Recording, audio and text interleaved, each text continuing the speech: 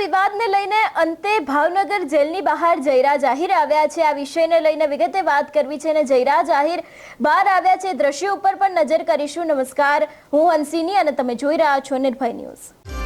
કોળી સમાજના જે આગેવાન હતા નવનીત બાલદિયા, તેમના પર જીવલેણ હુમલો થયો હતો અને આ સમગ્ર મામલે જયરાજ આહિરની એસઆઈટી દ્વારા ધરપકડ કરવામાં આવી હતી। પરંતુ હવે જ્યારે જયરાજ આહિર છે એમની જામીન અરજીને લઈને આજે કોર્ટની અંદર ચુકાદો આવ્યો, તેમની જામીન અરજી મંજૂર થઈ ગઈ છે અને હવે ભાવનગર જેલની બહાર જયરાજ આહિર આવી ગયા છે।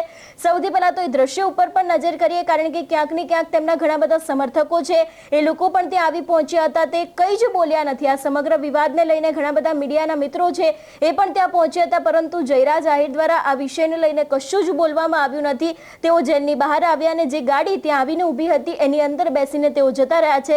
સૌથી પહેલા તો એ દ્રશ્યો ઉપર નજર કરીએ।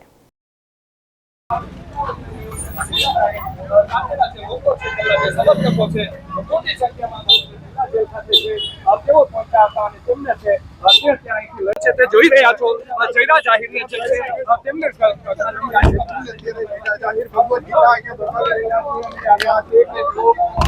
ગીતા જે રહીને બતાવવામાં આવી રહી છે તેમના દ્વારા જયરાજ આહિર જે છે અત્યારે જયરાજ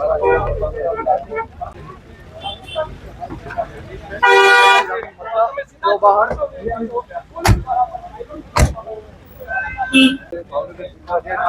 જયરાજ આહિર અત્યારે બહાર આવી ચૂક્યા છે। આપણે 14 દિવસ પછી આપને જામીન મળ્યા છે, શું કહેશો જયરાજભાઈ? 14 દિવસ પછી આપ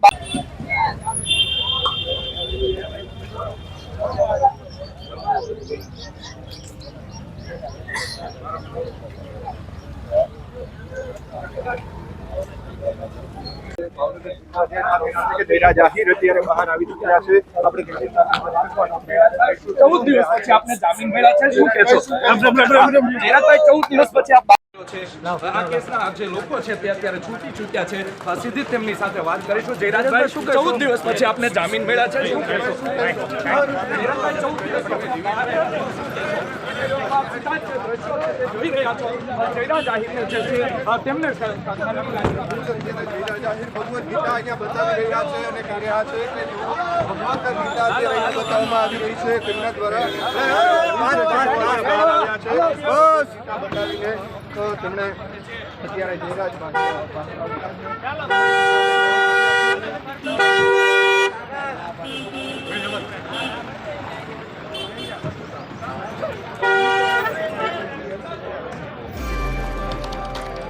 આ સમગ્ર વિવાદની વાત કરવામાં આવે તો લગભગ 8 આરોપીઓની ધરપકડ બગદાણા પોલીસે કરી હતી। 6 આરોપીઓની ધરપકડ એસઆઈટી દ્વારા કરવામાં આવી હતી। એવામાં જ્યારે જયરાજ આહિરના જામીન મંજૂર થઈ ગયા છે, તેઓ જેલની બહાર આવી ગયા છે।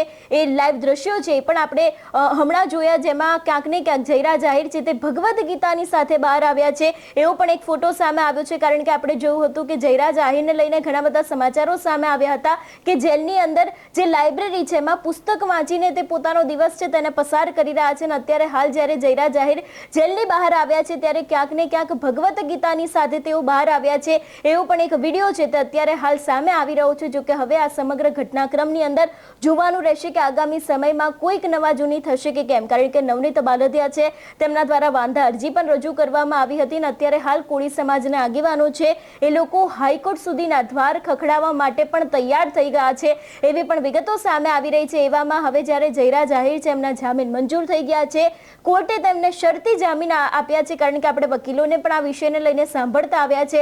એવામાં હવે ભાવનગર જેલની બહાર જયરાજ આહિર આવી ગયા છે, એટલે કે તેમનો જેલવાસ છે તે પૂરો થઈ ગયો છે। ત્યારે હવે આગામી સમયમાં સમગ્ર વિષયને લઈને જયરાજ આહિર દ્વારા મૌન તોડવામાં આવશે કે કેમ, તે એક સૌથી અગત્યનો સવાલ છે, કારણ કે આ ઘટનાક્રમ જ્યારે સામે આવ્યો ત્યારે માયાભાઈ આહિર છે એમનું એક નિવેદન સામે આવ્યું હતું કે જે થઈ રહ્યું છે સારું થઈ રહ્યું છે। બાદ હવે જ્યારે જયરાજ આહિર બહાર આવ્યા છે ત્યારે જોવાનું રહેશે કે તેમના દ્વારા કંઈક આ વિષયને લઈને બોલવામાં આવશે કે કેમ। તમારું શું માનવું છે આ વિષયને લઈને અમને કમેન્ટ કરીને ચોક્કસ જણાવજો। તેની સાથે અમારી ચેનલ નિર્ભય ન્યૂઝને લાઇક, શેર અને સબસ્ક્રાઇબ કરવાનું ભૂલશો નહીં। નમસ્કાર।